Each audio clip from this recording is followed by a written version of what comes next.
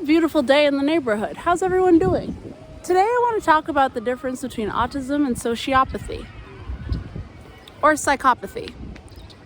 For this video, I'll be using them interchangeably.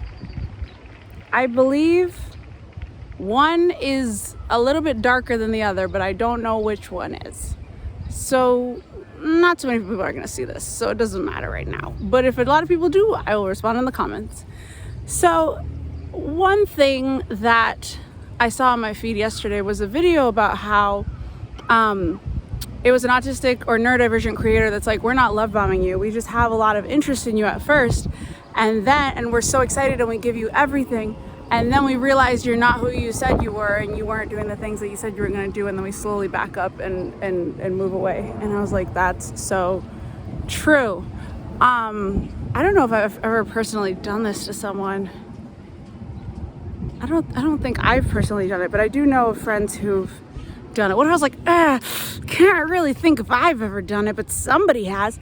Anyways, something I thought was very interesting, which is very niche content. Also, look who got a better sunblock today.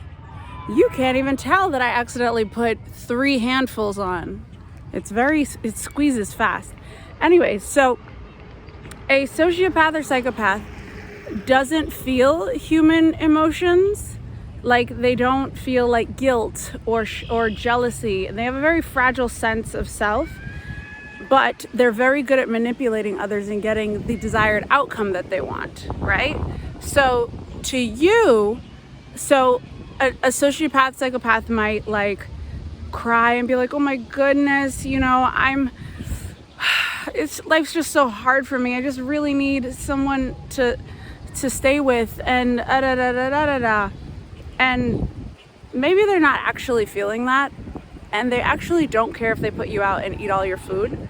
But they appear to have that emotion, and in so doing can manipulate others. Autism is the literal exact opposite, and that's why I think it's so funny and interesting. Because we don't have the intention of manipulating at all. Usually, many autistic people are very pure, naive, just chill, very simple, right? But we feel the human emotion deeply inside, but then how it comes out is usually not a way that's appreciated by others, like by neurotypicals. So for example, like if we were like, someone's like, I lost my job. That's not funny. I lost my job. We'd be like really sad inside, but then we wouldn't necessarily show it in the way that other people would show with like, let me hold your hand, let me comfort you, that sucks, like validation, encouragement, Again, we can. It might be a learned response for some, but trust and believe that sadness for our friend, because like, my friend is hurting, I'm also hurting, is felt.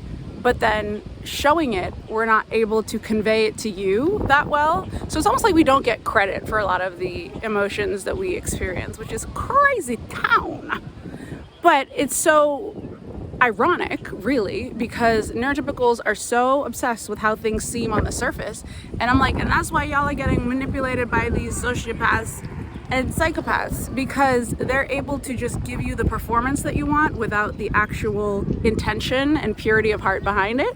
And we're autistic people are on the other side of the spectrum, where it's like, we cannot give you that performance that you want, but we do have that true loving heart behind us. And of course there are exceptions to the rule on both sides. Don't at me in the comments. But I just thought that was a very interesting piece of niche knowledge that the world now needs to know.